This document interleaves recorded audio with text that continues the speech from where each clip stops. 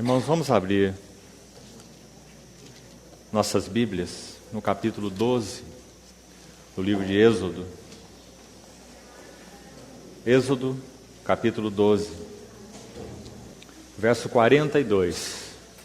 Esta noite se observará ao Senhor, porque nela os tirou da terra do Egito. Esta é a noite do Senhor. Vamos ainda a João, capítulo 13, João 13, 30. Ele, tendo recebido o bocado, saiu logo, e era noite. Ainda na primeira epístola de Paulo aos Coríntios, capítulo 11,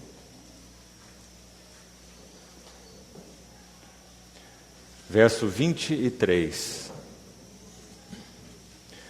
1 aos Coríntios, capítulo 11, verso 23. Porque eu recebi do Senhor o que também vos entreguei, que o Senhor Jesus, na noite em que foi traído. Vamos orar. Senhor, somos tão agradecidos, porque aprove ao Senhor nos reunir nesses dias. Recebemos das Tuas mãos a Tua provisão para tudo o que tanto carecemos para esses dias de comunhão com o Senhor, na Tua palavra e uns com os outros. Entregamos nossas vidas a Ti nessa manhã, Te pedindo que seja o Senhor mesmo, o próprio ambiente no qual nos reunimos. Seja o Senhor mesmo nosso mestre. Confiamo-nos a Ti e Te pedimos que guarde-nos debaixo de Tuas asas.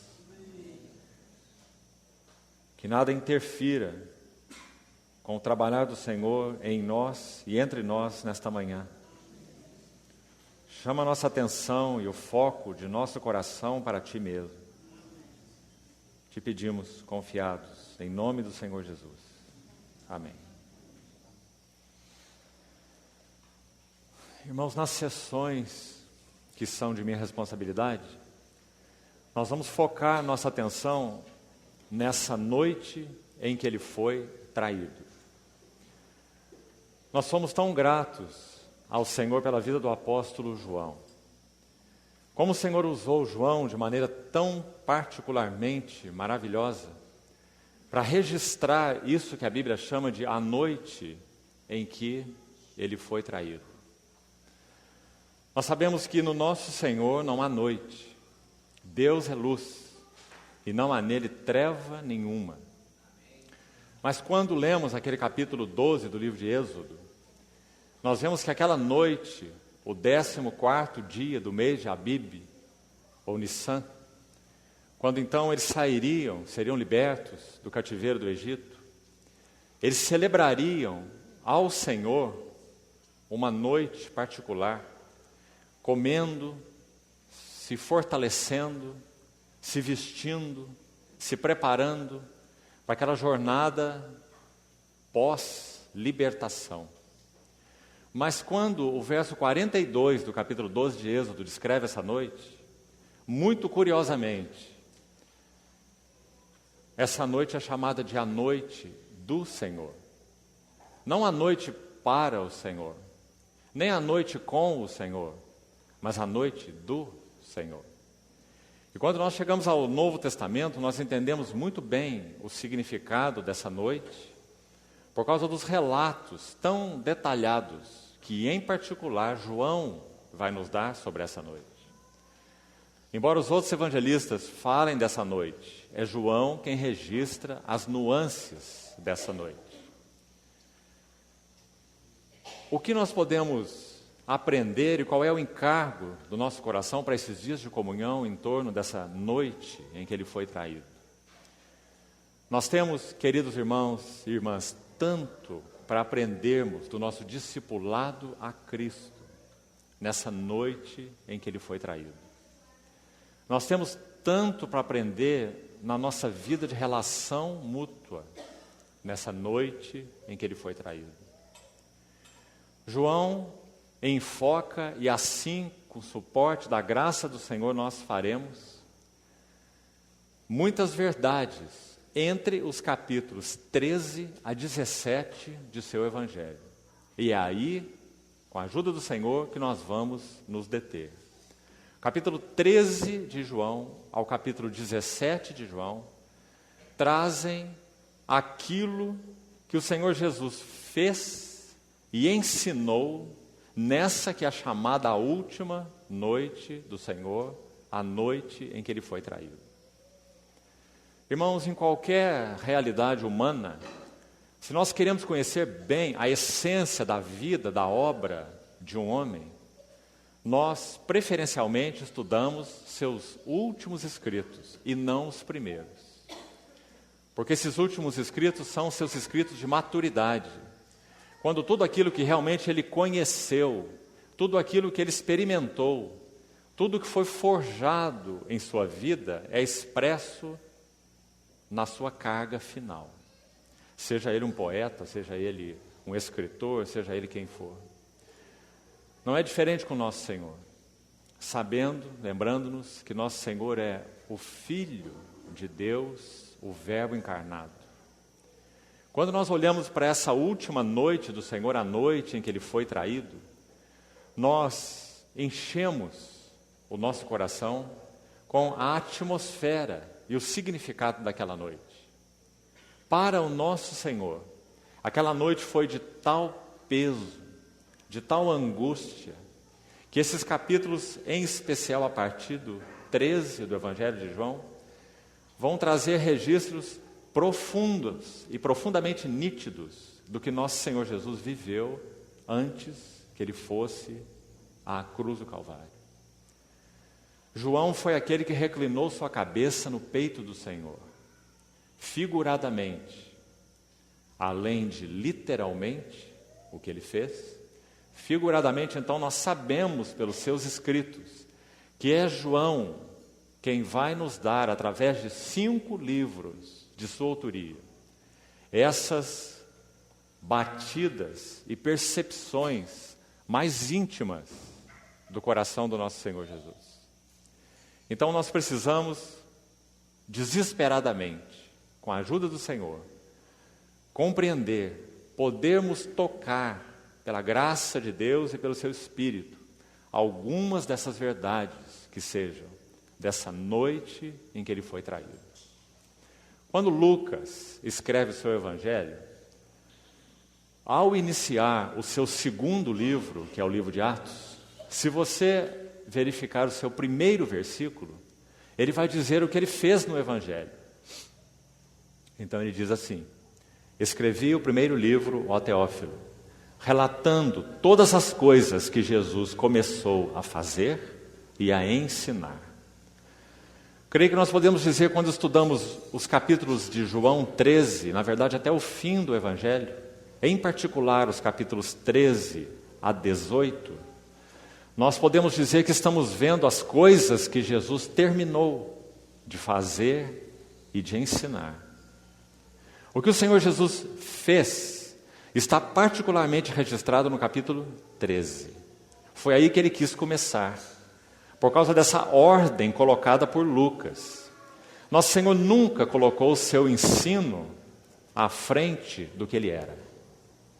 Ele sempre colocou o seu ensino como um resultado do que ele era. Ele cura o cego porque ele é a luz do mundo. Ele multiplica o pão porque ele é o pão da vida. Ele ressuscita Lázaro porque ele é a ressurreição e a vida. Todas as coisas que Jesus fez mostram o que ele é. Então Lucas vai dizer que as coisas que Jesus começou a fazer e a ensinar foram descritas naquele evangelho que ele, como um médico tão meticuloso, como um habilidoso cirurgião, ele fez aquela sua acurada investigação e escreveu o seu evangelho de uma maneira tão maravilhosa que historiadores pagãos, seculares, reconhecem que Lucas está entre os maiores historiadores que pisaram essa terra.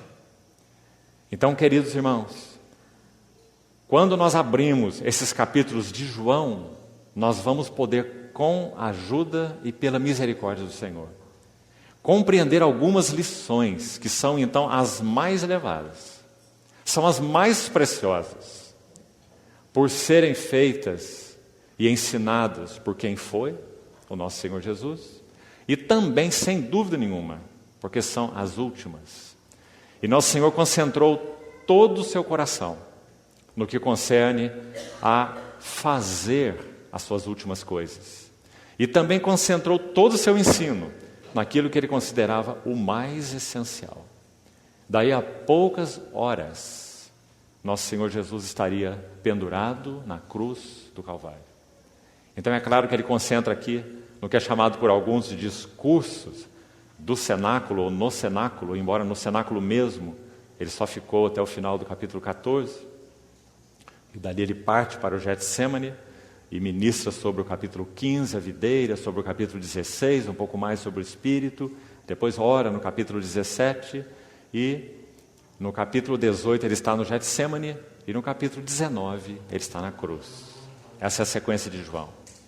Então, na noite em que o Senhor foi traído, o que nós vemos? Em primeiro lugar, nós vemos nosso Senhor e Mestre, como ele disse, reclinado aos pés de seus discípulos, lavando seus pés. Foi isso que ele quis fazer na noite em que ele foi traído.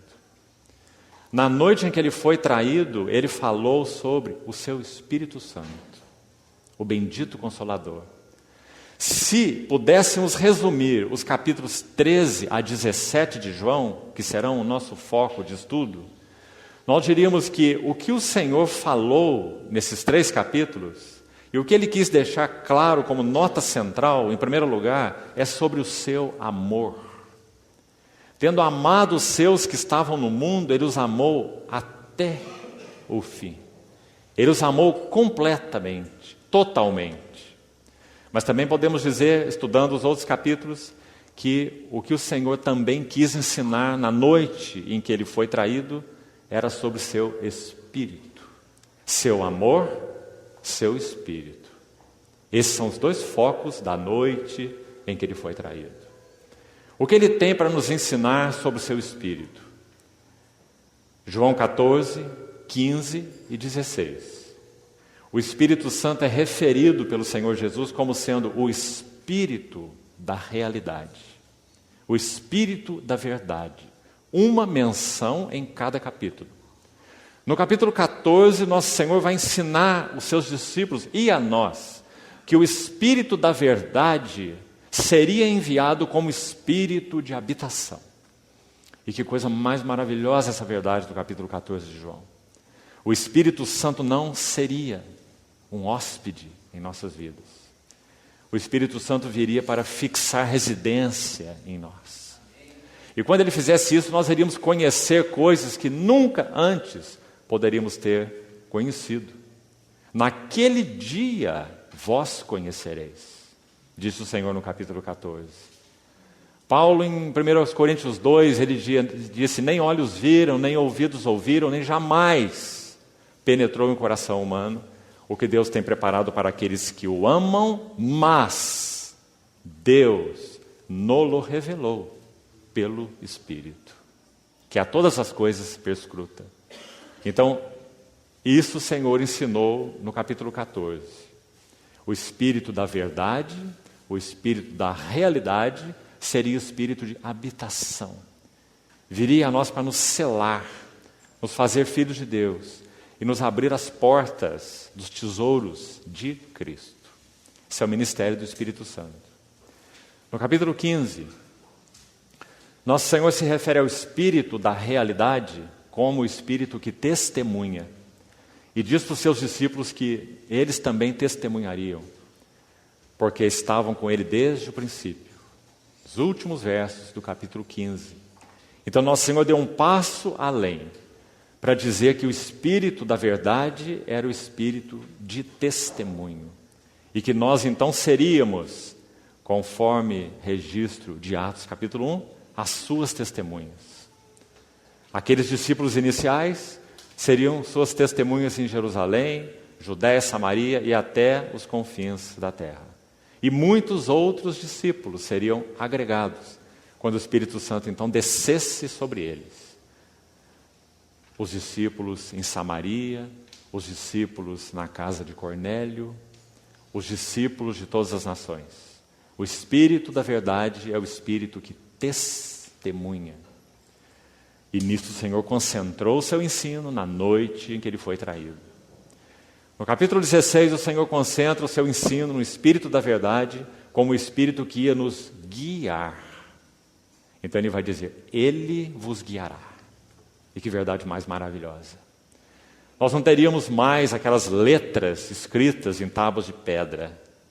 Nós teríamos a sua palavra impressa nos nossos corações. E não ensinará jamais cada um o seu próximo, nem cada um o seu irmão, dizendo, conhece o Senhor, porque todos me conhecerão. Desde o menor até o maior deles. Porque eu imprimirei nas suas mentes as minhas leis. E nos seus corações escreverei.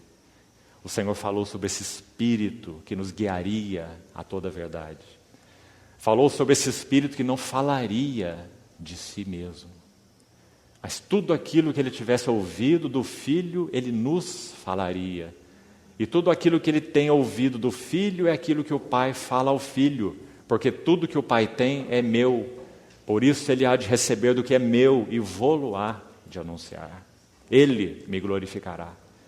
Então, irmãos, todos esses ensinos, o Senhor o fez na noite em que ele foi traído. Irmãos, os discípulos não podiam compreender aquela noite. Eles estavam com um véu tão espesso diante de sua face, que eles não poderiam acompanhar o nosso Senhor. Naquela noite que foi a noite da sua desolação. A noite da sua angústia. Uma noite em que realmente ele a vivenciou sozinho. Por isso, amados irmãos, quem somos nós?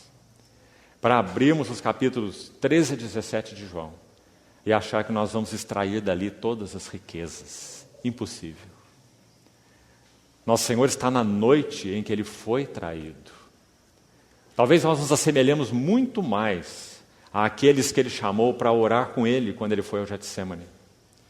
E por 3 vezes, enquanto se afastou deles como um tiro de pedra, orando ao Pai, e voltando para ter comunhão com seus companheiros, que seriam de oração, ele os achou dormindo. E disse, vós ainda dormis e repousais. Naquela noite da desolação e angústia do seu coração. Realmente aquele lagar ele pisaria sozinho. Há um lindo hino de um irmão do passado, em que uma das estrofes é dito assim, ele de angústia encheu o seu coração, mas não hesitou e nem recuou, mas indo aonde estava eu, achou-me. Glória ao nome seu. Essa foi a noite em que o Senhor foi traído. Então, irmãos, com a ajuda do Senhor, vamos começar nessa sessão com João capítulo 13. E vamos ver quais seriam algumas das verdades que podemos extrair dessa tão terrível, por um lado, e tão gloriosa por outro, noite. A noite em que ele foi traído. A noite do Senhor. Uma noite tanto literal quanto uma noite espiritual. A primeira coisa que o Senhor faz, ou fez nessa noite, foi demonstrar qual era a essência do significado do seu reino. A essência. Irmãos, nenhuma vez antes, em 3 anos e meio, o Senhor havia lavado os pés de seus discípulos.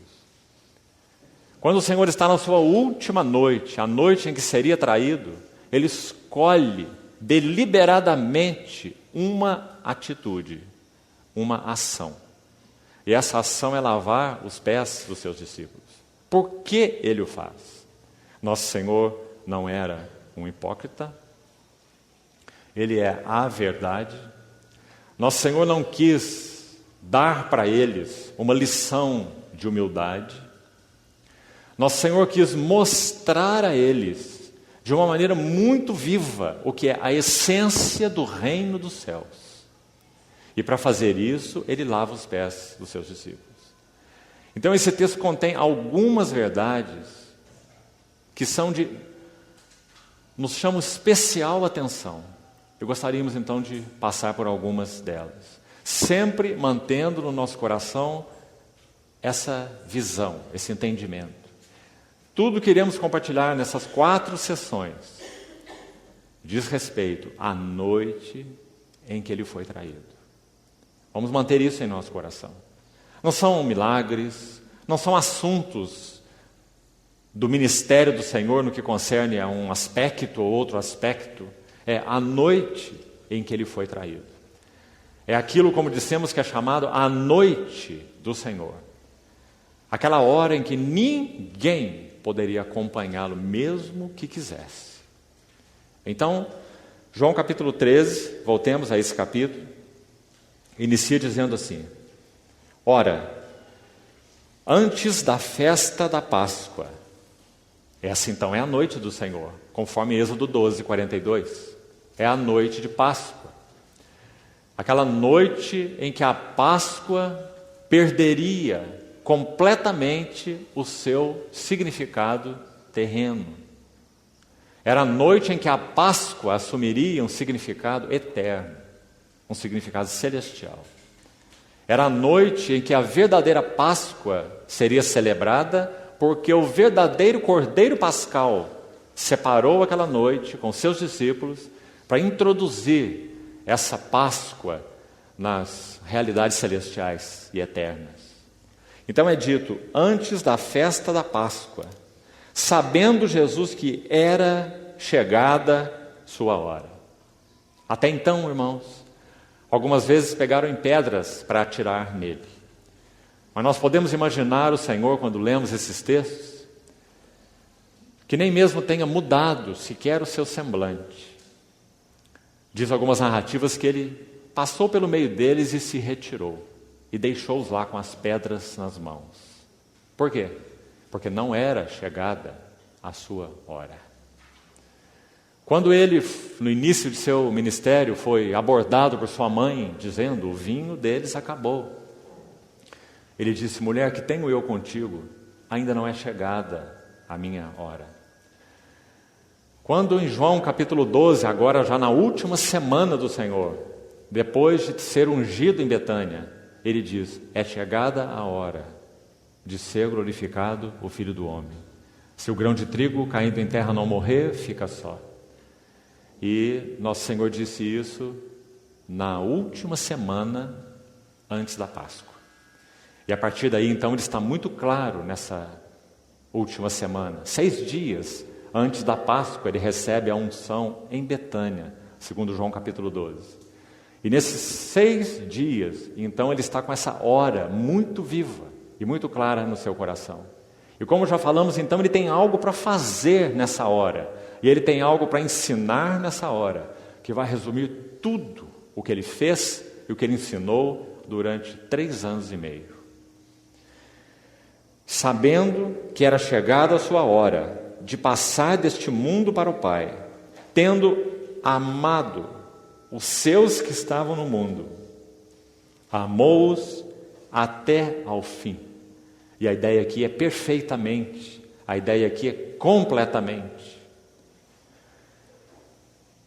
Durante a ceia, tendo já o diabo posto no coração de Judas Iscariotes, filho de Simão, que traísse a Jesus, sabendo este que o Pai tudo confiara às suas mãos e que ele viera de Deus e voltava para Deus. Vamos parar aqui um pouco. Nesse versículo 1, lemos até o verso 3, o que nós vemos de particular com relação ao que o Senhor fez, através desse versículo 1. Creio que poderíamos enunciar assim.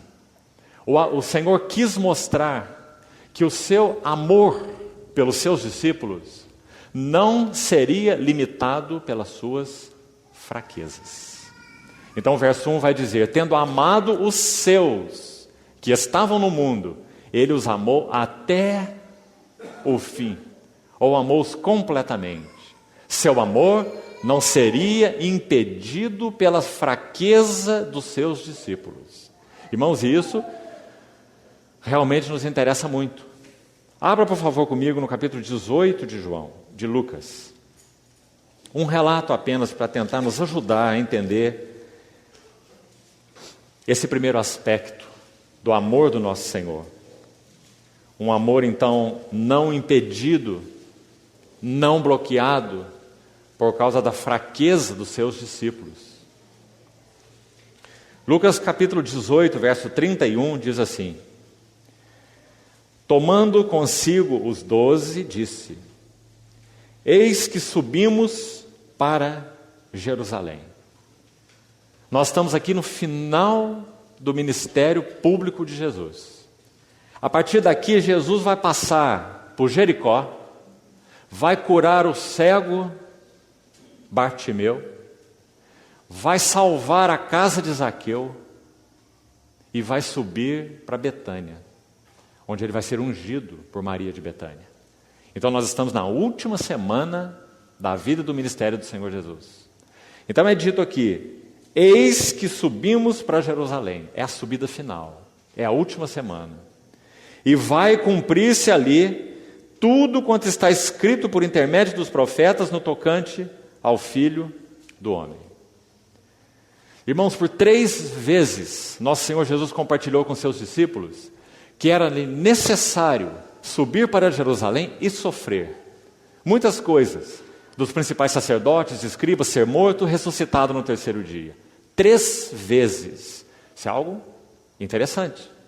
Ele fez isso 3 vezes após a experiência do Monte da Transfiguração. Ou seja, o Senhor Jesus começou a falar claramente sobre a cruz nos 6 meses finais do seu ministério. E ele falou 3 vezes nesses 6 meses. A primeira vez foi lá no início, Monte da Transfiguração, ele fala a primeira vez. A segunda vez, mais à frente um pouco, nesse período, mais no final desse período.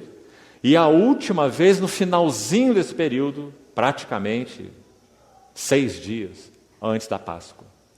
Que ele iria então subir e sofrer e ser morto. Mas o texto continua assim, veja, verso 32. O Filho do Homem será entregue aos gentios, escarnecido, ultrajado e cuspido. Percebemos então o que significa a noite do Senhor? Nosso Senhor está entrando na sua última semana.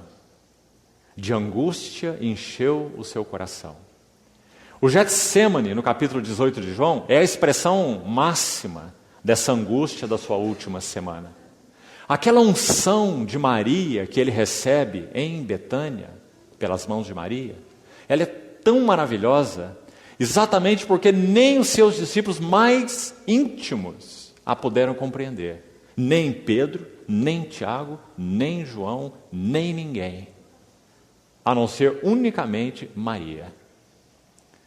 Alguns estudiosos dizem, nós somos forçados a concordar com eles, que Maria foi a pessoa que melhor conheceu o coração do nosso Senhor Jesus, enquanto ele esteve na terra. E então ela fez o que ele fez, o que ela fez, derramando aquela unção sobre a cabeça e sobre os pés do nosso Senhor Jesus. Quando o Senhor Jesus estava vivendo a sua última semana, quando seu coração estava cheio de desolação, cheio de angústia, quando ele ia para Betânia, porque não encontrava pouso em Jerusalém, para compartilhar com os seus íntimos de Betânia aquilo que enchia seu coração, de dor, de angústia, de trevas, de desolação. Então, quando ele dá essa notícia para os seus discípulos, indo para Betânia, para ali ser ungido, veja o que mais diz, verso 33. E depois de o açoitarem, tirar-lhe-ão a vida, mas ao 3º dia ressuscitará. Agora note o verso 34, com atenção. Eles, porém, nada compreenderam acerca dessas coisas. E o sentido dessas palavras era-lhes encoberto, de sorte que não percebiam o que ele dizia. Esses são os companheiros do nosso Senhor Jesus. Esses são seus companheiros mais íntimos. O que é dito sobre eles aqui, 6 dias antes da Páscoa, basicamente, é que eles nada compreendiam. E que eles não percebiam o sentido de suas palavras. Não foi assim com Maria de Betânia. Então, irmãos, quando o nosso Senhor entra nessa última noite, a noite em que ele foi traído, o que ele faz? João 13, versículo 1. Tendo amado os seus que estavam no mundo, ele os amou até o fim. Quem ele amou? Aqueles que nada compreendiam. E aqueles que tinham o sentido dessas coisas encoberto aos seus olhos. Aqueles que achavam que poderiam ir com o Senhor até ao fim. Mas finalmente, quando nosso Senhor chegou ao seu fim, no que concerne a sua entrega, ao seu ministério terreno, não havia ninguém como seu companheiro de aflição. Porque aquele lagar ele pisaria sozinho. Então a primeira coisa importante, pedimos ao Senhor que o Espírito Santo registre em nosso coração, é o amor do nosso Senhor. Aquele amor que ele evidenciou na noite em que ele foi traído. Noite de angústia, de trevas, de desolação. Irmãos, qual era o sentimento de nosso Senhor quando ele falou para os seus discípulos? E será escarnecido, e será açoitado, e será cuspido. Qual era o sentimento de nosso Senhor? Mas então João 13:1 vai dizer, amou os seus e os amou até o fim. Os amou completamente. Louvado seja o nome de nosso Salvador. Ele nos ama apesar de nós. Ele não nos ama por causa de nós. Ele nos ama apesar de nós. Ele nos ama apesar de nossa limitação, de nossa obtusidade, de nossa fraqueza de compreensão. A aliança que ele fez conosco veio dele para nós e não de nós para ele. O Verbo é que se fez carne e habitou entre nós, cheio de graça e de verdade. Ele, luz, que era, veio trazê-la às nossas trevas. Então o que o Senhor quis deixar claro para os seus discípulos, em primeiro lugar, ele os amaria até o fim, apesar de quem eles eram, apesar deles nada compreenderem. Agora, irmãos, isso ainda não era o suficiente, é só o início. Nosso Senhor iria introduzi-los em algo escandaloso para eles.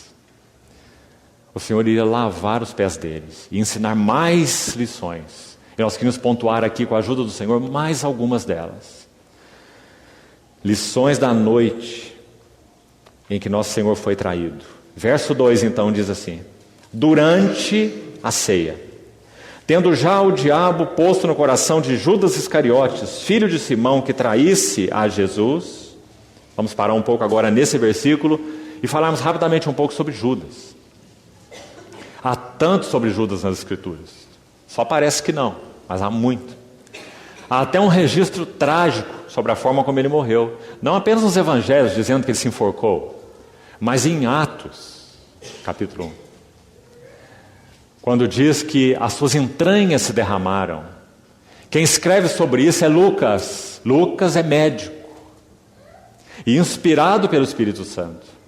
Se você estudar aquele texto em Atos capítulo 1, você vai ver que de alguma maneira, o que Lucas quis nos dizer é que na morte de Judas, o seu ventre se abriu e os seus intestinos se derramaram. A palavra splankna, que Lucas usa em Atos 1, é deliberado. E ela significa intestinos. Todas as suas entranhas se derramaram. Judas pronuncia 5 frases na sua vida. Sabe qual é a primeira frase de Judas? Por que não se vendeu esse perfume por 300 denários e não se deu aos pobres? 3 anos e meio andando com o nosso Senhor. E essa é a sua primeira frase. Que desperdício. Por que não se vendeu esse perfume? Sabe qual é a sua última frase? Pequei traindo sangue inocente. Então, irmãos, no versículo 2 do capítulo 13 de João, o que nós temos? O amor do Senhor está acima de distinções pessoais. Essa segunda lição maravilhosa nesse capítulo. Não apenas ele amou os seus, como já falamos, em primeiro lugar, apesar das limitações deles. Obtusos, nada compreendiam, tinham sentido encoberto daquelas coisas, não podiam acompanhar nosso Senhor, amou-os apesar deles mesmos e de suas limitações. Mas mais que isso, ele amou-os acima de distinções pessoais. E por isso nós temos o registro de Judas no versículo 2. Judas é mencionado nessa ceia. Não apenas no versículo 30, quando ele recebe o bocado molhado e sai porque era noite, para executar os seus planos de traição com relação ao nosso Senhor. Mas ele é mencionado nominalmente no lava-pés. Você acha que o Espírito Santo fez isso por algum outro motivo que não seja nos dizer que Judas estava lá e que nosso Senhor estava lavando os pés dele? Agora escute algo aqui importante. Quando Judas recebe aquela escolta de guardas dos principais sacerdotes e dos fariseus e vai ao Getsêmani para entregar o Senhor, você lembra o que acontece? Judas vai identificar o mestre para os soldados. E lembra o que ele faz? Ele dá um beijo em sua face. E você se lembra o que o Senhor diz? Note isso. Ele diz assim: amigo, aqui vieste. Irmãos, nós só temos duas opções aqui. Ou nosso Senhor era um hipócrita, ou nosso Senhor amou Judas até o fim. E nós temos que escolher uma das duas. Nosso Senhor amou Judas até o fim. E foi esse amor que produziu a loucura no coração de Judas, quando então ele viu o que ele fez. Então recebeu o bocado molhado, e era noite, e saindo, entregou o Senhor, o vendeu por 30 moedas, se encheu de remorso, jogou essas moedas no santuário, com essas moedas foram comprados um campo de sangue, e Judas finalmente ali se enforcou, e as suas entranhas se derramaram. O amor do nosso Senhor amou-os até o fim. Amigo, aqui vieste. Por que o Senhor chama Judas de amigo? Você já se perguntou? Há um motivo. O Senhor Jesus via claramente na vida e na pessoa de Judas a cruz. O caminho da cruz. Judas era a encarnação, a personificação viva do caminho da cruz. Então, amados, mais uma vez, quando nosso Senhor nessa ceia, João capítulo 13, ele molha aquele pão no vinho e dá a Judas, nós sabemos o que isso significa. Significa um gesto de honra daquele que é o anfitrião da celebração, que é o nosso Senhor. E de novo nós temos que nos perguntar: ou o nosso Senhor é um hipócrita, ou o nosso Senhor está honrando o caminho da cruz na pessoa de Judas. E é isso que ele está fazendo. Está honrando o caminho da cruz. Por quê? Porque, de novo, Lucas vai registrar 7 vezes, preste atenção aqui, que o nosso Senhor Jesus manifestava uma decisão no seu coração de ir para Jerusalém. A primeira vez, de novo, é logo depois do Monte da Transfiguração, 6 meses finais da vida do Senhor. É dito, Lucas 9, verso 51. E ele manifestava no semblante, até mesmo em seu semblante, uma intrépida resolução de ir para Jerusalém. E depois Lucas vai registrar mais 6 vezes, com palavras diferentes, dizendo: e caminhando e indo para Jerusalém. E eis que subimos para Jerusalém. E ao ver Jerusalém, chorou. Capítulo 19. E finalmente então ele entra em Jerusalém. Então, irmãos, quando nosso Senhor dá esse bocado molhado a Judas, isso significa que ele está vendo em Judas a realização da cruz. E então ele não evitaria a cruz. Ele veio para a cruz. Então ele vai honrar a cruz na pessoa de Judas. Ah, quanto nós temos que aprender. Será que nós temos honrado a cruz que o Senhor tem nos apresentado? Se a cruz do Senhor se apresenta através de nossos irmãos, como nós reagimos à cruz? Como nós lidamos com a cruz? Honramos ou desonramos a cruz? Abraçamos ou rejeitamos a cruz? Irmãos, e não há, sem dúvida nenhuma, maneira mais particular do Senhor trabalhar nossas vidas do que com personificações da cruz. Até mesmo muitas vezes em nossas famílias, no seio de nossas famílias, nós temos personificações da cruz. Para quê? Para que nós aprendamos a amar até o fim. Amar no espírito daquele que ama até o fim. Para que a cruz encontre lugar para trabalhar em nós o mesmo caráter desse que amava a cruz. Então essa é a segunda questão importante nessa noite em que ele foi traído. Ele quis demonstrar um amor apesar das fraquezas dos discípulos. Ele quis demonstrar um amor acima de distinções pessoais. Os irmãos podem imaginar se aquele grupo de 12 soubesse quem era o traidor? Eu acho que eu posso imaginar alguma coisa. Pedro ia pegar a sua espada e acertar o meio da cabeça desse traidor. Porque quando aquele guarda, Malco, veio para levar o nosso Senhor cativo, foi isso que Pedro fez. E como já disse alguém, Pedro só não acertou o meio da cabeça porque ele era um pescador.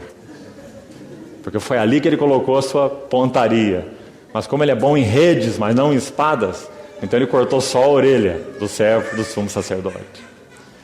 Mas então graças ao Senhor, porque Judas está registrado nesse capítulo 2. E aqui o Senhor está mostrando, então, me permitam uma vez mais, irmãos, reforçar que o seu amor está acima de qualquer distinção. Ele não escolhe quem ele ama, independente de distinções, de qualquer distinção pessoal. E se alguém representava para ele a cruz, então mais ele expressava sua honra e seu amor. Não foi assim também com Pedro? Pedro representou cruz também para o nosso Senhor. Ele chamou o nosso Senhor de lado e disse assim: ó mestre, tenha compaixão de ti. Sabe o que significa isso? O oposto do caminho da cruz. Ele está dizendo: mestre, vira as costas para a cruz e guarde-se a si mesmo. Então nosso Senhor trouxe Pedro para uma intimidade tão grande com ele, para que Pedro não pudesse desviar daquele que era o caminho da cruz. O Senhor trouxe Pedro para lições íntimas, assim Tiago e assim João. Quanto aos outros dois, Tiago e João, você lembra quem eles eram? Os filhos do trovão. Aqueles que quando nosso Senhor não queria ser recebido em uma aldeia, porque tinha no seu semblante a decisão de ir para Jerusalém, e foi rejeitado numa aldeia de samaritanos, esses dois iriam dizer assim: mestre, isso não é possível? Sendo o Senhor quem o Senhor é, não queres que façamos descer fogo do céu para consumir essa aldeia de samaritanos?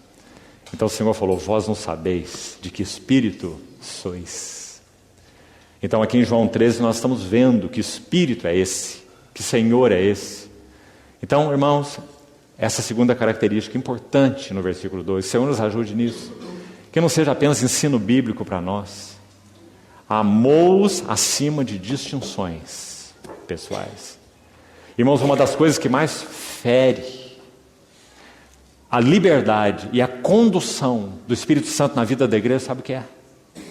São as nossas simpatias e nossas antipatias pelos outros. Se o amor do Senhor não nos levar a amar-nos acima de distinções pessoais, e essas distinções sejam de, podemos chamar, classe social, cultura, raça, cor, jeitos ou trejeitos, se o Senhor não puder, pelo trabalho da cruz, nos levar a isso, nós estamos falidos como assembleia. Nós seremos um grupo dos amáveis e não igreja do Senhor Jesus. Porque na igreja não há grego nem judeu, nem escravo, nem livre, nem homem, nem mulher. Cristo é tudo e é em todos. Mas isso só pode ser verdade se nós formos introduzidos no amor de nosso Senhor. Como? Pelo caminho da cruz. A cruz precisa trabalhar em nós, nesse assunto das distinções pessoais. Do contrário, nós não podemos ser expressão do significado do seu reino. Mais uma lição importante, versículo 3 e 4. 3 a 5.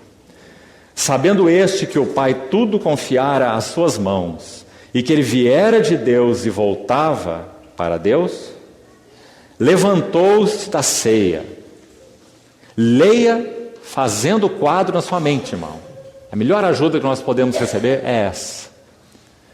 Levantou-se da ceia, tirou a vestimenta de cima e, tomando uma toalha, cingiu-se com ela. Depois deitou água na bacia e passou a lavar os pés aos discípulos e a enxugar-lhes com a toalha com que estava cingido. Que quadro mais maravilhoso. O que significa tirar a vestimenta de cima, essa túnica? Significa despir-se de sua dignidade como homem. Os escravos, os que se vestiam de modo mais simples, não usavam essa vestimenta de cima. Usavam só uma vestimenta de baixo. Esses que usavam vestimenta de cima eram os cidadãos. Nosso Senhor, quando despe a vestimenta de cima, Ele está assumindo uma posição de despir-se de sua dignidade de cidadão, sua dignidade de homem, digamos assim. E assumindo, Filipenses capítulo 2, assumindo a forma de servo, como Paulo diz em Filipenses 2. Agora aqui tem dois elementos. Ajude-nos o Senhor a manter gravados em nosso coração. Água e a toalha. Há também um cântico lindo, se referindo à mesa. Agradecemos, Senhor, pelo pão que nos dá a vida. Das lembranças a mais querida, prova linda do amor, que levou Jesus à cruz, quando foi por nós partido como sacrifício vivo, que nos conduz a Ti. Depois é dito assim: com a água e a toalha, Tu me deste uma lição de um amor que nunca falha para viver em comunhão. Qual é o caminho do amor que nunca falha para viver em comunhão? É o caminho da água e da toalha. Se nós não tivermos esse espírito, essa motivação em nossos corações, nunca poderemos avançar na vida de comunhão. Nós nos aproximaremos da comunhão com exigências e não com gratidão. Todas as vezes que nos aproximamos da comunhão com exigências, nós arruinamos a comunhão. Todas as vezes que nos aproximamos da comunhão com gratidão, nós nutrimos a comunhão.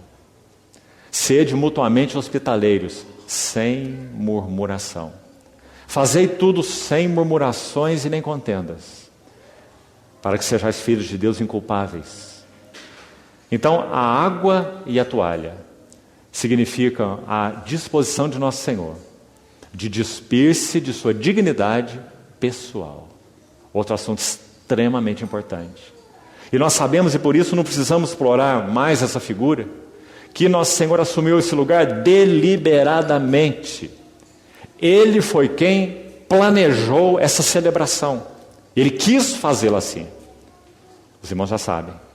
Ele quis não contratar a escrava gentia normalmente. O judeu não ia se apresentar para um trabalho tão baixo. Normalmente uma escrava gentia. É-nos dito por estudiosos que os judeus, uma das orações que eles faziam, sabe qual era? Deus, te dou graças. Um judeu, homem, orava assim: Deus, te dou graças, porque eu não nasci mulher, nem gentio e nem publicano. E agora nós temos ali nosso Senhor assumindo o lugar de uma mulher gentia. Uma escrava gentia. Aquela que faria o serviço mais nojento, o mais baixo, lavando os pés dos seus discípulos. Para quê? Para mostrar para eles que o seu amor estava acima do seu senso de dignidade pessoal como cidadão. Que o nosso Senhor Jesus é o Verbo que se fez carne e habitou entre nós, cheio de graça e de verdade. Que Ele mesmo que subsistisse em forma de Deus, Ele não julgou o ser igual a Deus algo que Ele devesse se agarrar a qualquer preço. Pelo contrário, a si mesmo se esvaziou, assumindo a forma de servo. Sendo reconhecido em figura humana, e como homem, a si mesmo se humilhou. Paulo menciona isso então 2 vezes em Filipenses capítulo 2. Primeiro, a si mesmo se esvaziou, assumindo forma de servo. Como filho de Deus, se esvaziando de sua glória, não de sua divindade, de sua glória. E de suas prerrogativas como filho de Deus. E depois, sendo homem, se esvaziando de novo, se humilhou e assumiu a forma de servo. Graças ao Senhor, porque Ele quis deixar um quadro vivo na mente dos seus discípulos, de qual era o caminho para o reino. Agora, irmãos, preste atenção. E quanto aos seus discípulos? Sabe o que Mateus 20 vai nos dizer? Quando nosso Senhor Jesus comunica a última vez, já falamos que foram 3 vezes em que Ele disse que subiria para Jerusalém e ali seria morto, crucificado, açoitado, cuspido, sepultado, 3º dia ressuscitaria. Quando Ele fez isso a última vez, a 3ª vez, sabe o que aconteceu imediatamente depois? Maria, a mãe de Tiago e João, se aproxima dele e diz assim: manda, palavra forte. Ela está pedindo, ela está ordenando que o Senhor ordene, ou seja, ela está se colocando como senhora dele e dizendo: manda que no teu reino esses meus 2 filhos se assentem, um à tua direita e à tua esquerda. Como que dizendo: Senhor, o Senhor não vai encontrar discípulos melhores. Meu Tiago e o meu João. Coloque cada um de um lado do Senhor na tua glória e no teu reino. Depois do Senhor ter dito a 3ª vez que Ele iria à cruz. Então, os irmãos sabem o que aconteceu nesse momento? Os 10 que ficaram para trás se indignaram contra os 2. Diz Mateus 20. Como que pensando assim: eles foram muito rápidos e mais espertos do que nós, chegaram na frente. Agora o Senhor só tem uma direita e só tem uma esquerda, onde será que nós vamos ficar? Não sobrou o trono para nós. Então Mateus 20 vai dizer que os 10 se indignaram contra os 2. Você vê que grupo era esse, irmão? E sabe o que o Senhor teve que dizer para ele? Sabeis que entre os povos os governadores os dominam, e os maiorais exercem autoridade sobre eles, mas entre vós não será assim. Aquele que quiser ser o maior, esse seja o vosso servo. E aquele que quiser ser o primeiro entre vós, esse seja o que vos sirva, tal como o Filho do Homem, que não veio para ser servido, mas para servir e dar a sua vida em resgate por muitos. Não é precioso?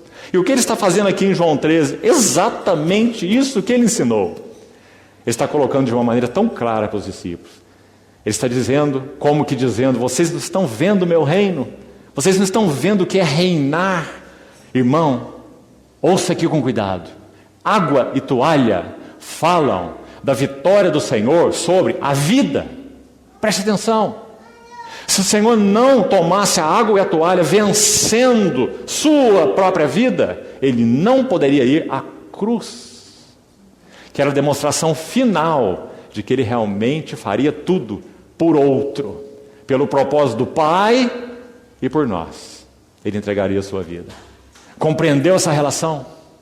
Se a toalha e a bacia, a água e a toalha, não são marcas do nosso viver como discípulos do Senhor, nós não poderemos enfrentar a cruz.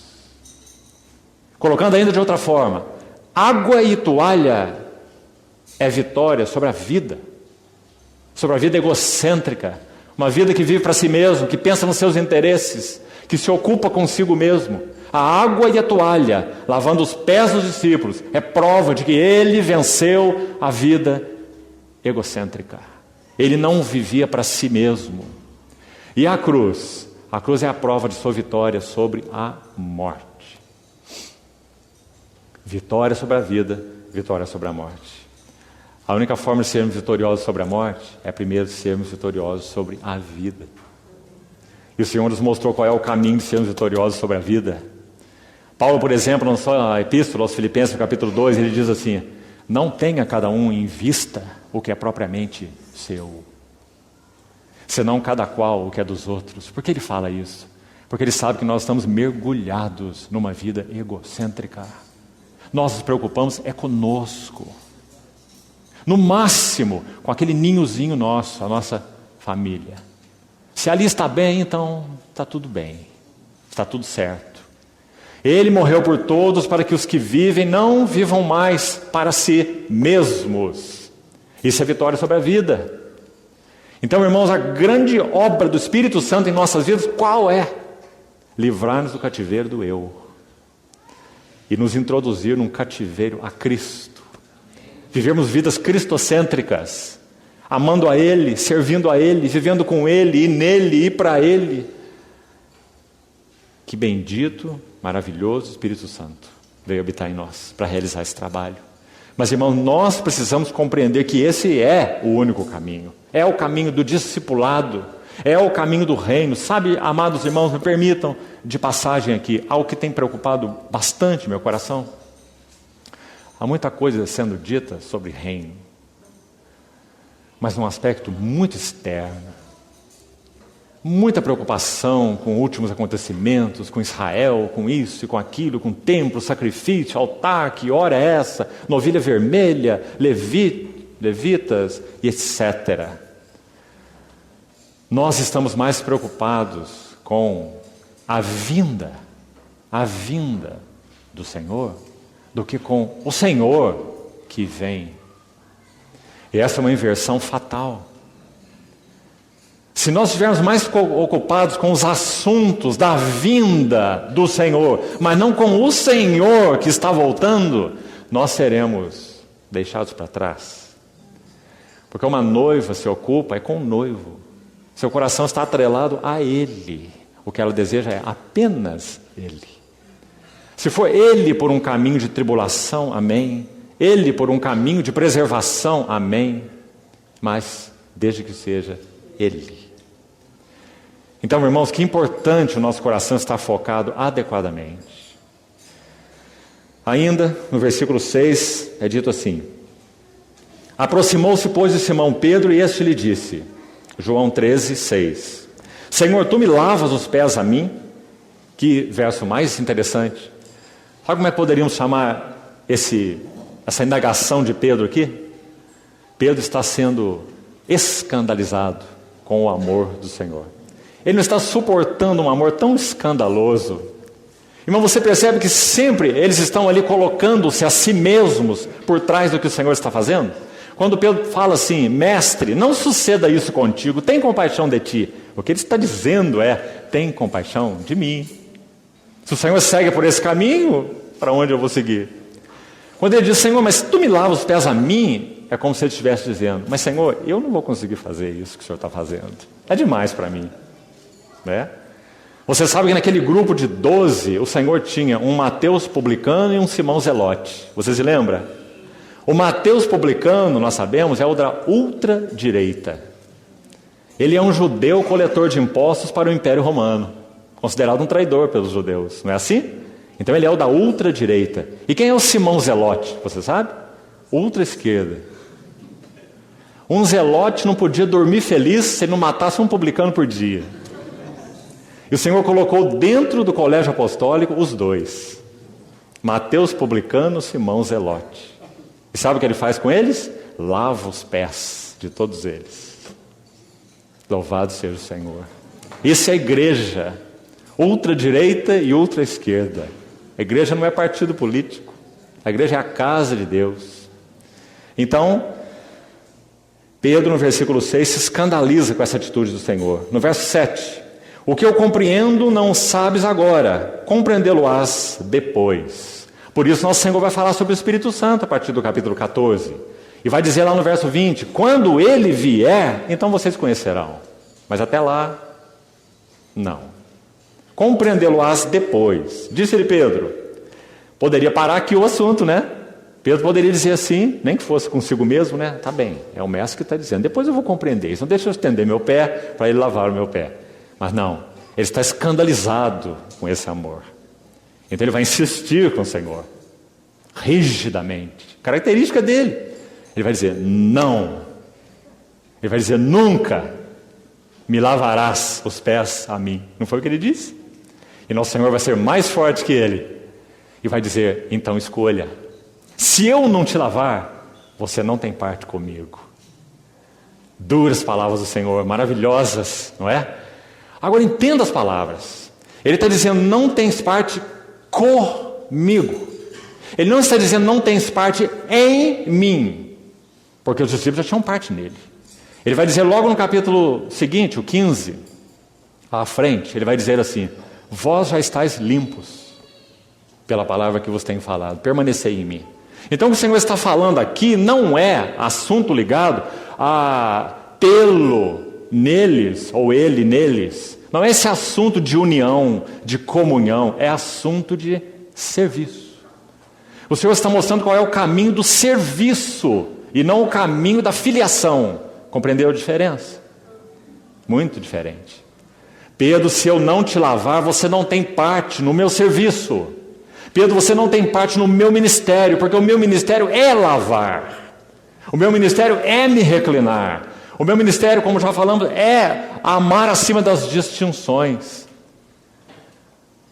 O meu ministério é servir, mostrando qual é a essência do reino de Deus. Então, se eu não te lavar, você não tem parte comigo. Pedro entendeu, tanto entendeu, que ele disse, Senhor, quero mergulhar nessa bacia. Lava meus pés e cabeça, lava meu corpo inteiro. E ele vai dizer, quem já está limpo, viu? Porque aqui podemos dizer é o assunto do pertencimento. Aqui é o assunto da filiação. Então o Senhor falou, quem já está limpo, não precisa se lavar. Já me pertence, eu já limpei, já é meu. Mas precisa lavar somente os pés. Interessante. Então o Senhor está ensinando o caminho do serviço. Versículo 8, 9. Então Pedro lhe pediu, Senhor, não somente os meus pés, mas também as mãos e a cabeça. Declarou-lhe Jesus, quem já se banhou, não necessita de lavar senão os pés. Quanto ao mais está todo limpo. Vós já estáis limpos, mas não todos. Pois ele sabia quem era o traidor. Foi por isso que disse, nem todos estáis limpos. Desde o verso 3, irmão, até o verso 11, o que mais nós estamos vendo aí sobre o amor do Senhor? Acho que está muito claro nesses versos 3 a 5, que já lemos e relemos, que o amor do Senhor, terceira característica então, citaríamos, além das duas já citadas, o amor do Senhor é condescendente. Ele tira a vestimenta de cima e se abaixa aos pés dos discípulos. Paulo escreve assim em Romanos 12. Condescendei com aquilo que é humilde. Não sejais orgulhosos. Condescendei com aquilo que é humilde. Foi isso que o Senhor Jesus fez exatamente aqui. Ele não disse condescendei com aquele que é humilde, mas condescendei com aquilo que é humilde. Nos ensinando então qual é o caminho do serviço cristão. Versículo 5 em particular, a água, a toalha que já citamos, para colocar em uma palavra, qual característica, a quarta dela, poderíamos mencionar aqui com relação ao amor do nosso Senhor? O que ele quis deixar claro para os discípulos? Importante, irmão. Quarto aspecto. O amor do Senhor é prático. Há um versículo em Romanos 8, você conhece muito bem, que diz assim, e Deus prova o seu próprio amor para conosco. O amor de Deus para conosco não ficou no céu. O amor de Deus para conosco foi demonstrado no Calvário. Então Deus prova o seu próprio amor para conosco pelo fato de ter Cristo morrido por nós, sendo nós ainda pecadores. Então vamos sair de um nível de amor platônico. Vamos sair de um nível de amor de cumprimento, que diz: amor, irmão, te amo em Cristo. O amor do Senhor é prático. É bom que falemos isso se é verdade em nosso coração. Mas o amor requer expressão. Então nosso Senhor deixou isso claro para os discípulos. Ele amou os seus discípulos até o fim, independente de lavar os pés deles. Não é? O Senhor precisava lavar os pés deles por algum outro motivo? Não. Ele o fez porque ele queria provar o seu próprio amor. E de maneira, como dissemos, escandalosa, ou talvez uma palavra melhor, extravagante. Versículo 8, que já lemos. Quando Pedro diz: nunca me lavarás os pés. E Jesus respondeu: se eu não te lavar, não tens parte comigo. Quinto aspecto. Com relação ao amor do nosso Senhor, ele é um amor purificador para os seus companheiros. O Senhor não nos chama apenas como filhos. O Senhor nos chama para sermos seus companheiros. E nós precisamos também diferenciar bastante essas duas coisas, irmão. Quando nós temos um filho pequenino, até que ele cresça, ele é nosso filho amado, cuidado muitas vezes muito mais e melhor do que os outros que já são mais velhos. E isso é normal. Ele é menor, indefeso, ainda criança, né? Mas nós não podemos olhar para esse amado e cuidado filho e dizer que ele é nosso companheiro. Porque quanto ele compartilha de nossos pensamentos, de nossos sentimentos, de nossos encargos maiores, de nossas responsabilidades. Ele não tem quase responsabilidade nenhuma, né? Quais são as características da criança natural e também da criança espiritual? Só se preocupa consigo mesma e não assume responsabilidade por outras vidas. Então que o Senhor nos ajude, irmãos, a crescer no reino. Então, o que o Senhor fez para que seus discípulos crescessem? Ele mostrou que seu amor é purificador para os companheiros, não tem parte comigo. E aqui não tem tempo para desenvolvermos esse assunto, mas queria falar algo importante, rápido aqui. Hebreus 3,14, quando o autor de Hebreus escreve aquele capítulo maravilhoso, 3 de Hebreus, ele diz assim: porque vos tendes tornado participantes de Cristo. Hebreus 3,14. Se de fato guardares firme até o fim a confiança que desde o princípio tivemos. A palavra para participantes ali, na língua original, é companheiros. Porque nos temos tornado companheiros de Cristo. Nós não sabemos quem escreveu Hebreus. Mas sabe onde essa palavra também aparece? Lucas. Sabe o que Lucas vai dizer? Vai dizer que quando aquela pesca maravilhosa aconteceu, você se lembra quando Pedro lança aquela rede, a mandado do Senhor, pesca tanto peixe, tem que chamar o barco vizinho, depois se prostra aos pés do Senhor, retira-te de mim que eu sou um pecador, você se lembra?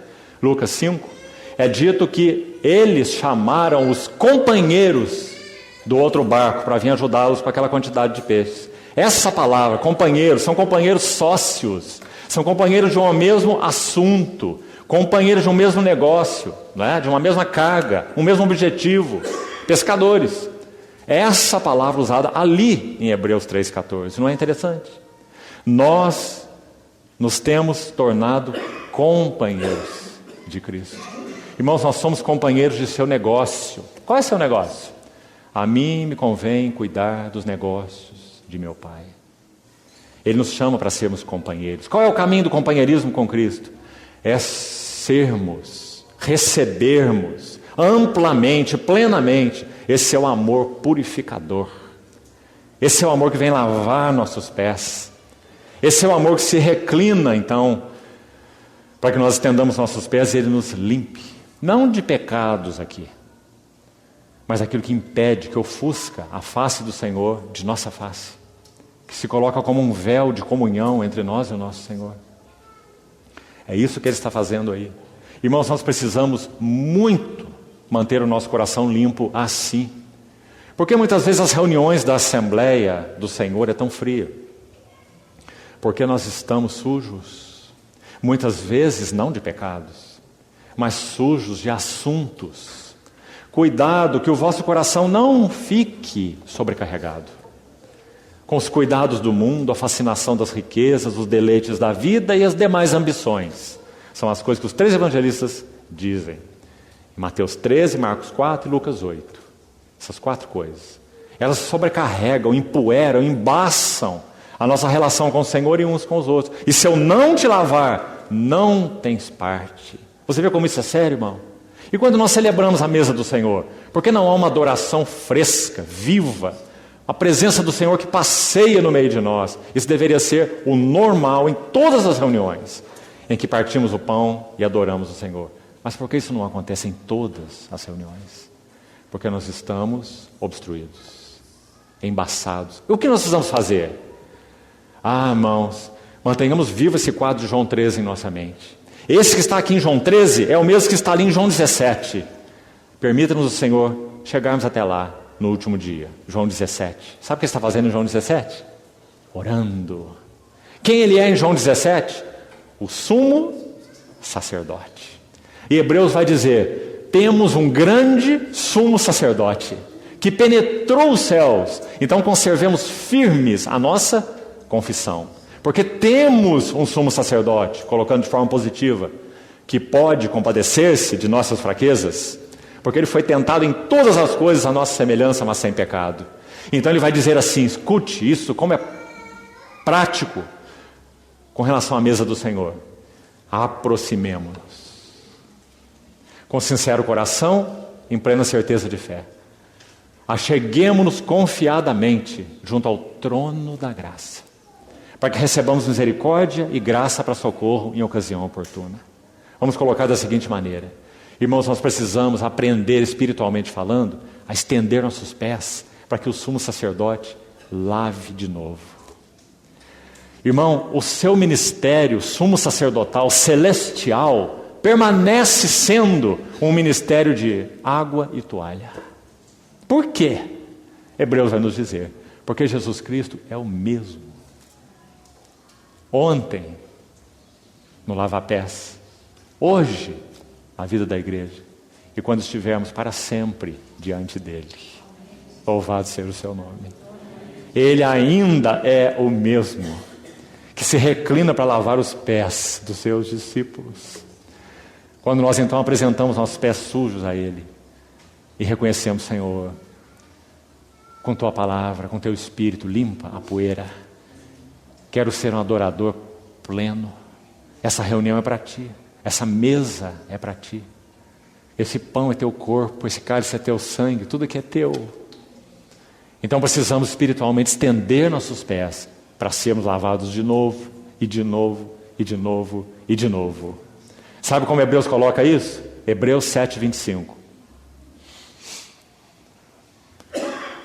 Nós temos um sumo sacerdote que vive para interceder por nós. E ele pode salvar totalmente aqueles que por ele se chegam a Deus. Porque ele vive para, não é linda essa frase? Ele vive para, veja, ele vive para o quê? Para interceder por eles. E é isso que ele vai fazer em João 17, vai interceder por eles. Irmãos, aquele capítulo é tão sublime. Nós abrimos aquele capítulo e nós só podemos cair de joelhos. Sabe por quê? Porque nós reconhecemos, Senhor, são alturas que me tiram o fôlego. Eu não posso entender. Coração do Pai expresso pelo Filho, orando em João 17. O que nós temos ali, irmãos, é Deus o Pai e Deus o Filho. Uma janela se abre em João 17 para nós vermos um pouco do que significa comunhão da Trindade. Será que nós somos capazes? Será que nós somos suficientes? Nós perdemos o fôlego quando o sumo sacerdote ora. E quando nós vemos pelo que ele ora. E sabe uma das coisas pelas quais ele ora? Santifica-os na verdade. A tua palavra é a verdade. Sabe o que isso significa? Lavagem de água pela palavra. Para apresentar a si mesmo uma igreja gloriosa, sem mácula nem ruga. Sabe o que isso significa? Estendemos hoje os nossos pés em espírito, para que o sumo sacerdote tome de novo sua bacia e sua toalha, que ainda permanecem como instrumentos dele, para nos manter seus companheiros, para termos parte com Ele. Irmão, o Espírito Santo ministre para nós essa lição. Nós não podemos servi-lo de outra forma. Então essa é a quarta característica, seu amor. Quinta característica, seu amor é purificador para os seus companheiros. E aqui nós vamos terminar uma última característica. Veja os versos 12 a 17, preste atenção. Diz assim: depois de lhes ter lavado os pés, tomou as vestes e voltando à mesa perguntou-lhes: compreendeis o que vos fiz? Não é maravilhoso esse nosso mestre e Senhor? Ele sabia que eles não tinham compreendido nada. Mas ele pergunta: compreendeis o que eu vos fiz? Condescendente, amoroso, suportador, paciente, longânimo. Sabe por quê, irmão? Ele sabe que aquilo que ele fez foi tão chocante, tão claro, tão profundo para eles, que embora não tenham entendido nada, algo ia acontecer. Ele já falou: compreendê-lo-ás depois. Quando o Espírito Santo viesse, então João 13 se abrir para eles. Eles iam entender, eles iam poder dizer: é mesmo, o Mestre nos mostrou o que é o reino.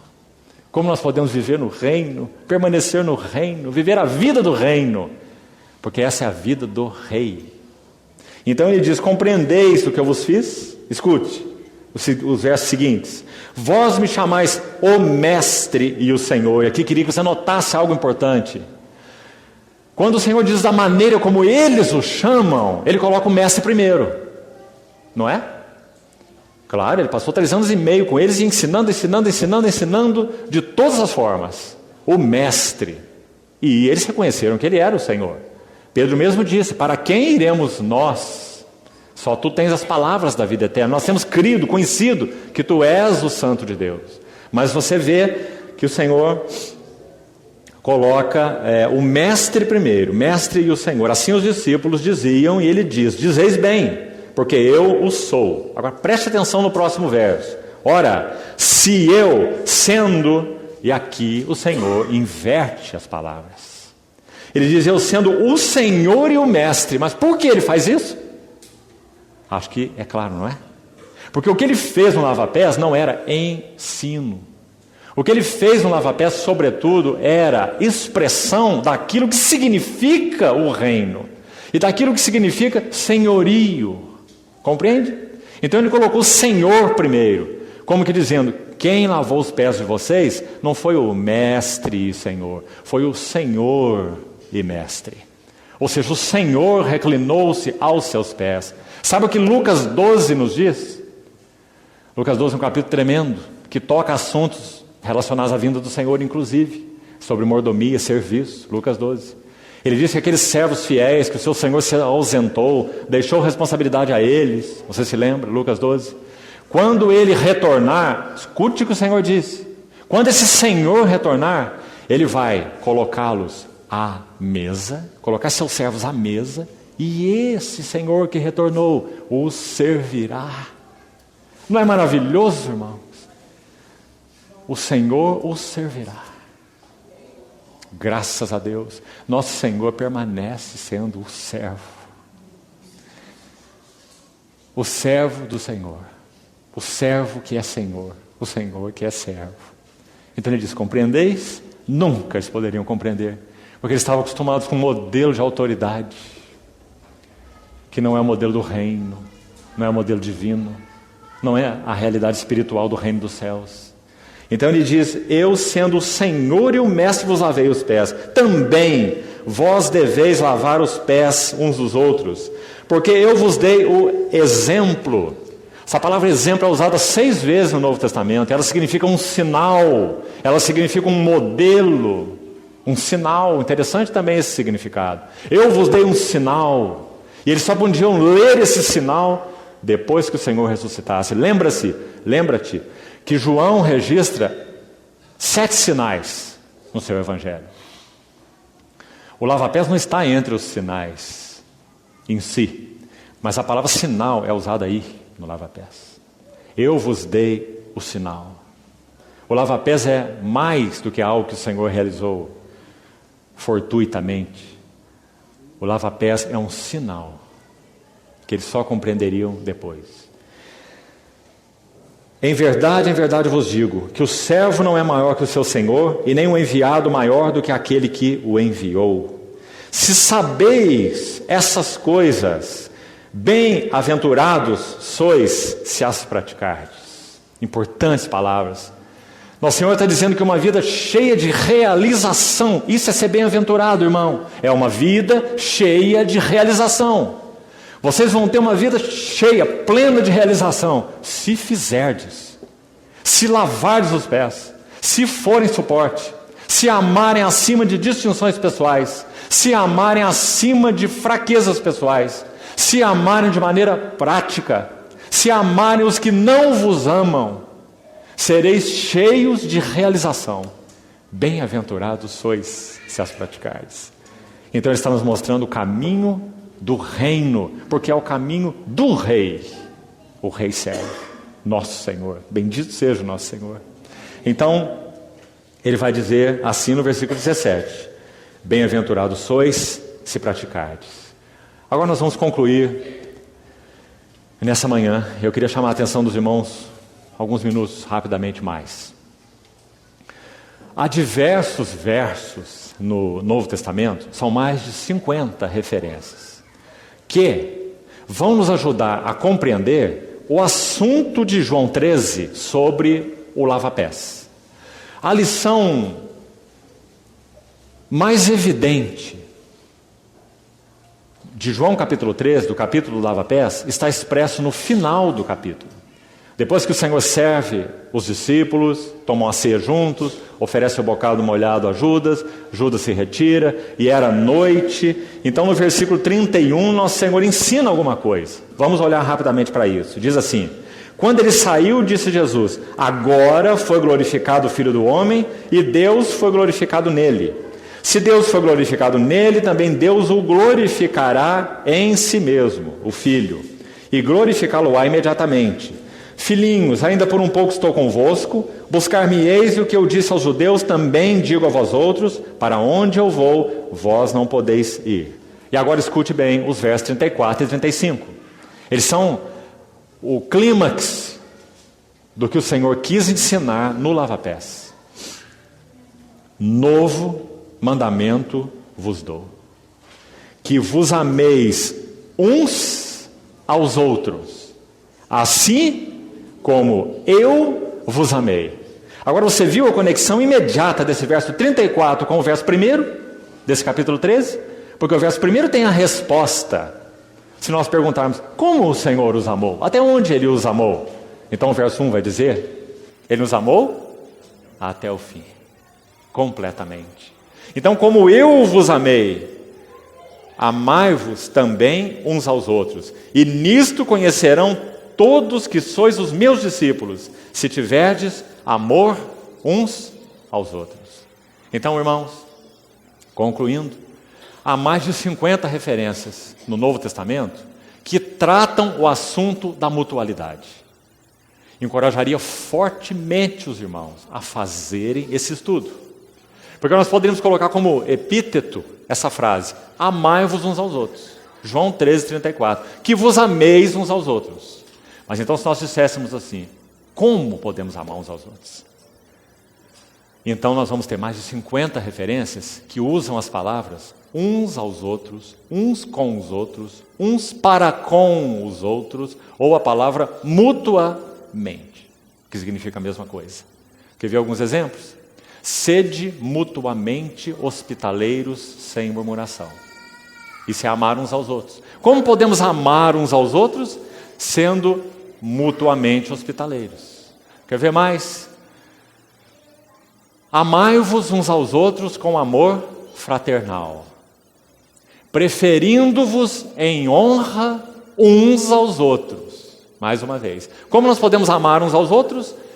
Como nós dissemos, isso pode ser só uma profissão: ó irmão, eu te amo, ó irmãos, eu amo vocês. Como nós podemos realmente provar, mostrar que nós amamos uns aos outros? Quando nós preferimos em honra uns aos outros. Importante? Não tenha em vista cada um o que é propriamente seu, senão cada qual o que é dos outros. Viu de novo? Mais uma referência. Como nós podemos provar que nós amamos uns aos outros? Quando nós não buscamos os nossos próprios interesses. Quando nós não cuidamos só de nós mesmos. Então há muitas referências, mais de 50, sobre esse uns aos outros. Agora há algumas negativas. Escute, por exemplo, algumas. Como nos ajudam também. O que nós não podemos fazer uns aos outros, porque não é o que o rei faz, não é a vida do reino, não é a realidade espiritual daquilo que o Senhor já nos introduziu. Então é dito, por exemplo, assim, em Gálatas 5,15, diz assim: se vos mordeis e devorais uns aos outros, vede que não sejais mutuamente destruídos. Forte texto, mostrando a mutualidade negativa. Tiago, capítulo 4, verso 11, diz assim: não faleis mal uns dos outros. Se nós amamos uns aos outros, nós não falamos mal uns dos outros. Tiago 5,9 diz assim: irmãos, não vos queixeis uns dos outros.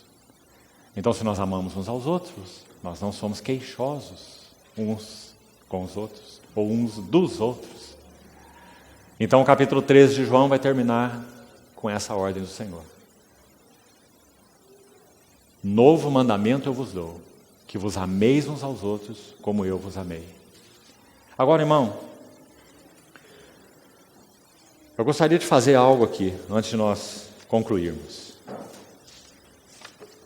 Sei que nós já estamos com a hora avançada, mas eu vou pedir para você, no Senhor, que concentre o máximo de sua atenção. Eu queria ler algo para os irmãos, com relação a essa vida em comunhão. Esse amai-vos uns aos outros. Porque o Senhor quis, sobretudo, ensinar ali para os seus discípulos, com relação ao lava-pés. E esse escrito é tão significativo, que não havia outra maneira, e é longo, de trazê-lo, senão escrevendo. Então, por favor, preste toda a atenção que você puder.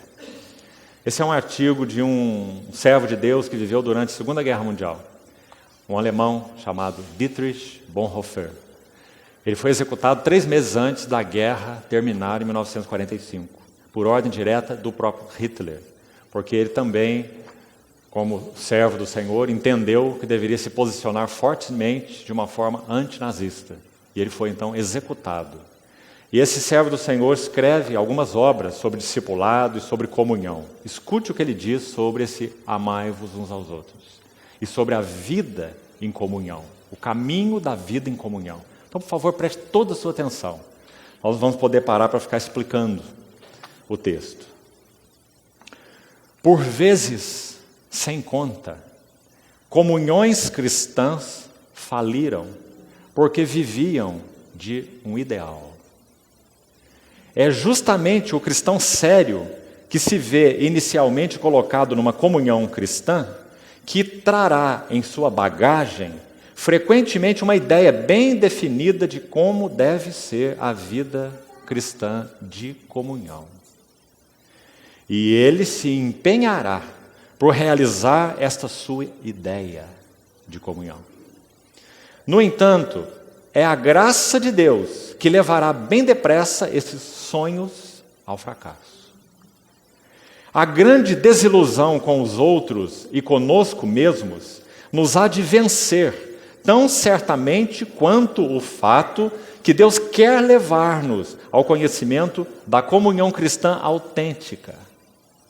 Em sua imensa graça, Deus não permitirá que vivamos neste idealismo, nem mesmo por algumas semanas.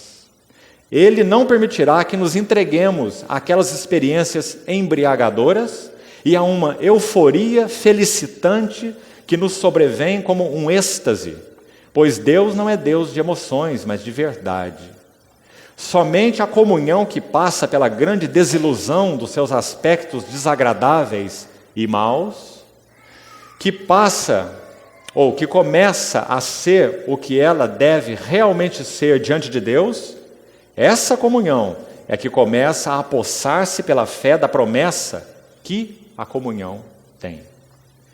Quanto mais cedo o indivíduo e a comunidade experimentarem essa desilusão, tanto melhor para ambos. Uma comunhão, porém, que não suportasse tal desilusão, ou não sobrevivesse a ela, e que então insistisse em seu ideal, quando este deveria ser desmontado, essa comunhão perderia, neste momento, a promessa de comunhão cristã duradoura, pois ela se desmanchará mais cedo ou mais tarde.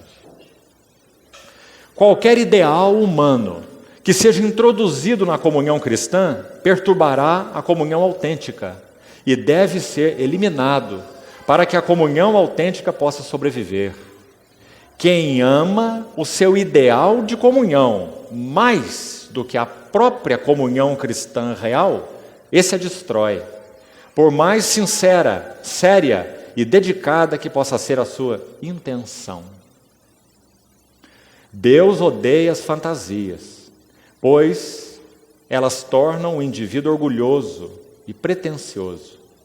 Quem concebe uma comunhão cristã idealizada exige de Deus, exige dos outros e exige de si mesmo o cumprimento dessa visão. Compreendeu como é sério isso, irmão? É assim que a comunhão entre os irmãos deve funcionar. E cada um de nós tem muitos ideais nesse sentido. E nós vamos forçar os outros para dentro dos nossos ideais. E o que nós vamos conseguir é um desastre. Ele entra na comunhão, esse indivíduo idealista, que idealiza uma comunhão, né, padrão, ele entra na comunhão cristã com exigências. Ele estabelece sua própria lei. E de conformidade com essa lei, ele julga os irmãos e julga o próprio Deus. Ele se porta com rigidez e passa a ser uma acusação viva para todos os irmãos. Aquele irmão que nunca está contente com a comunhão. Sempre tem crítica sobre a comunhão. Sempre está insatisfeito com o andamento da comunhão. Ele se torna uma acusação viva para todos os irmãos. Conduz-se como se ele tivesse que criar a própria comunhão cristã, como se o seu ideal visionário fosse capaz de unir os homens. Tudo o que não ocorre conforme a sua aspiração, ele o chama de fracasso. Sempre que o seu ideal se destrói, ele vê quebrar-se a comunhão. Primeiramente, torna-se acusador dos irmãos, depois de Deus, e por fim, um acusador desesperado de si mesmo. No entanto, Deus já lançou o único fundamento de nossa comunhão há muito tempo. Acabamos de falar dele nessa reunião toda. Deus já lançou o único fundamento da nossa comunhão há muito tempo. Pois Deus já nos uniu com nossos irmãos num corpo em Jesus Cristo. Por isso, não entramos na comunhão cristã com exigências, mas com gratidão. E como aqueles que já foram agraciados. Agradecemos a Deus por nos dar irmãos que vivem debaixo do chamado dEle, debaixo do seu perdão e da sua promessa. Não nos queixamos pelo que Deus nos negou. Se nós achamos que nessa comunhão não tem isso, não tem aquilo, devia ter isso, devia ter aquilo, não nos queixamos pelo que Deus nos negou, mas agradecemos pelo que Ele nos tem dado diariamente. E não basta o que Ele nos deu. Irmãos, seja no pecado ou na tribulação, ficam ao lado um do outro sob a bênção e a graça de Deus. Mesmo quando pecado e desentendimento pesam sobre a comunhão, não continua sendo o irmão pecador um irmão ao lado do qual eu estou colocado sob a palavra de Cristo? O seu pecado não se torna para mim sempre de novo um motivo de podermos ser gratos por ambos de nós podermos viver debaixo do amor de Deus em Jesus Cristo? Não é verdade que a grande hora de desilusão com o irmão torna-se para mim incomparavelmente salutar, por me ensinar de uma vez por todas que nós dois jamais poderemos subsistir por palavras e obras próprias, mas unicamente por aquela palavra e obra que de fato nos une, a saber, pelo perdão do pecado em Jesus Cristo. Quando os nevoeiros matutinos de nossos ideais se dissipam, então nasce radiante o dia da comunhão cristã. Irmão, o Senhor nos ajude nisso. Que nós não tenhamos uma comunhão idealizada, pelo contrário.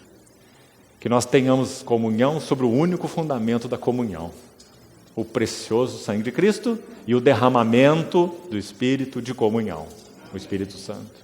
E que nessa comunhão o Senhor encontre um lugar de centralidade tal que então Ele possa levar a nossa comunhão a mais de realidade, a mais de valor.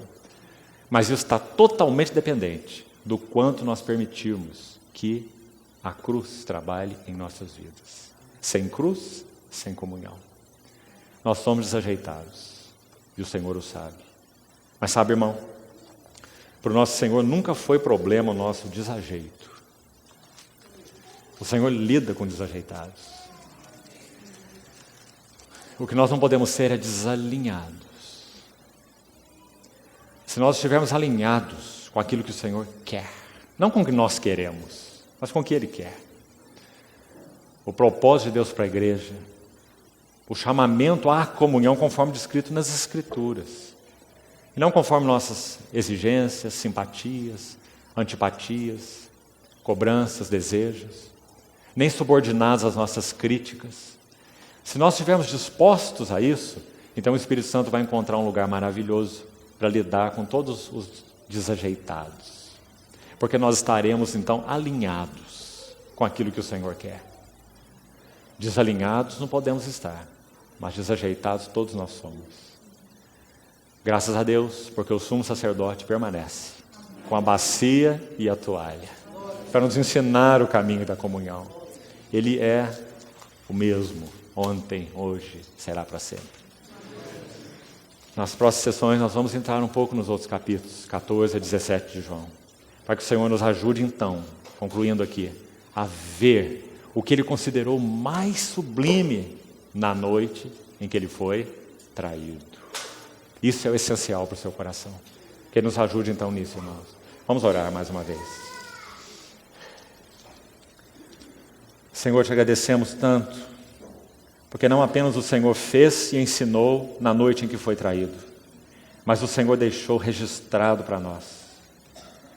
Sem esse registro, não saberíamos nada do que o Senhor fez e nada do que o Senhor ensinou. Obrigado, Senhor, por Tua palavra escrita. Pedimos que Teu Espírito Santo abra de novo os nossos olhos, para que vejamos as maravilhas de Tua lei. Aquilo que o Senhor fez e ensinou seja realmente vivo em nossos corações. Entregamos, Senhor, essas palavras compartilhadas a Ti e pedimos ao Senhor que se encarregue, por Tua graça, de aplicá-las ao nosso coração, moldar-nos e nos ensinar o caminho da comunhão cristã. Bendito é Teu nome. Agradecidos, Senhor, nós oramos. Em nome do Senhor Jesus. Amém.